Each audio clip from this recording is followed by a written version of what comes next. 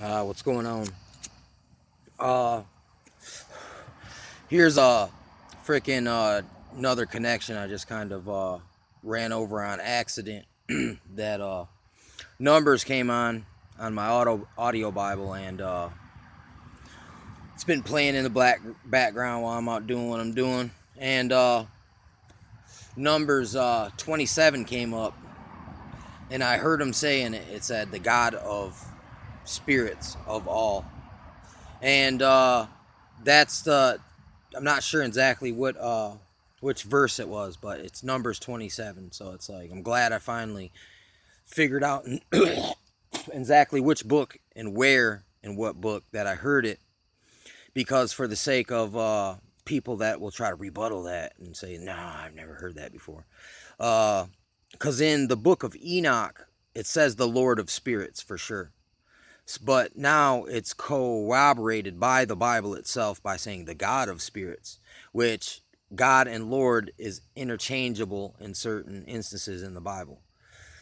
Even though there's other words that are interchangeable with those words, but this is just a contextual way that the Bible explains it. So that's why most people that read the Bible itself, this is how you got to talk to them on their own terminologies. But that's this whole are the Native Americans related to the Bible people, the Israelites, Northern Kingdom, Yashrala, the lost sheep of the 12 tribes of Israel, scattered to the four corners of the earth. See, the Indians do have the the the they got the curse of the Deuteronomy. There's like cursings that will happen to the children of Israel if they do certain things. Certain things will happen to them, and you can find this. You can find that they basically they were almost genocided. Their lands were taken. They were put into captivity. And they had to accept the new religion of the Long Knives, or the American government, the early formed American government. You know what I'm saying? And most of the time it was Catholic crusaders who was over here trying to convert people. And this is another gospel and another Christ, a Christ that's racist, a Christ that is like okay with corruption, one that wouldn't flip the tables. You know what I'm saying? And in the temple, this other Christ, you know what I'm saying, that is spoke of. This is who they came in the name of preaching to the Indians, and that's why you find a low level of conversion rate, or you find like die hard indoctrinated Catholics. You know what I'm saying? It's like you find more Crusaders. Basically, that's was their actual conversion is into Crusaderism, which is this kind of Hegelian dialectic, John the Baptist versus the teaching of Christ. But in all actuality, it's like kind of takes everything and swings it back to the Pope somehow, and then he shares his power with the black nobility, all the of the earth, which basically means the royal families who seem like politically they lost their power, but secretly they still control everything, and to an extent, and just like the popes and all that. But and these are the people that are responsible ultimately for a lot of these atrocities throughout history, because it's a bloodline. They only pass on the torch to the people that they pass. That's the only people who can pull it off. Someone who's got to have their family mafia intact back to the freaking Middle Ages. So I mean, these people are easy to trace. Not many people fit the bill. You know what I'm saying? But a lot, just like with it comes to lost tribes, they got to fit the bill. And the fact that they're like basically almost like a cursed species of monkey.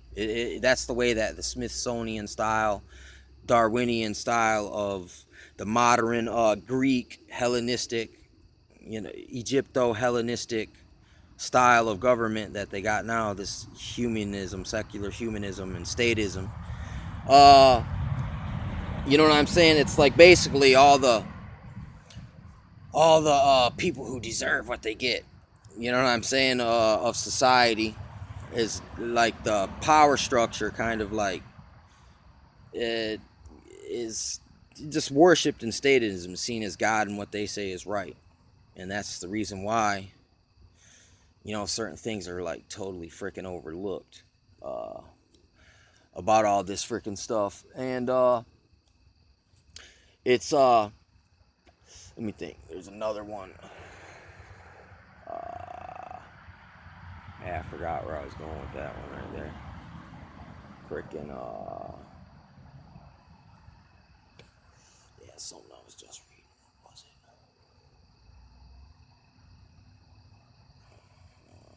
it? Yeah, I totally freaking forgot what I was gonna say, where I was gonna swing that around to. Trying to recap it in my brain real quick.